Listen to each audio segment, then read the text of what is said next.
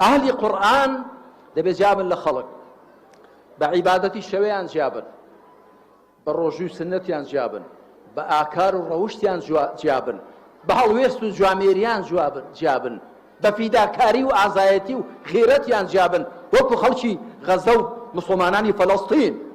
دەزانن بۆچی هێندە ئازان، دەزانن بۆچی قەواری زیانیان بە چۆک داهێناوە، دەزانن بۆچی لە پشت قەواری زیانیەوە لوتی ئەمریکاشیان شکاندووە، لەبەرەوەی ئەهلی قورئانن.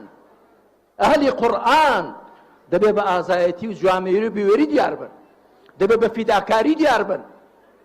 قورئان بۆی نەهاتووە لەبەر خۆ تۆ بیخوێنی سەردا بنوێنی، تەماشانەکەی لە واقعەکەتدا چ دەگۆزەرێ.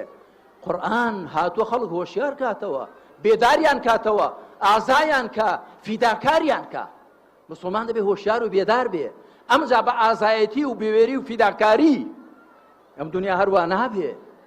مسلمانان چاوەڕوانیان لە ئێمە هەیە، دوای ئەوەی تەوشمی عەلمانی شکستی هێناوە، هەردوو حیزبی حوکمڕان شکستیان هێناوە لە وڵاتەدا، ئەم وڵاتیان پڕ کردووە لە زوڵم و ستەم و گەندەڵی، هەر خۆیان دەکەنە ملیارلێر، موچەی خەڵک نادەن، خێر و بێری خەڵک وڵات بۆ خۆیان قۆرغ دەکەن.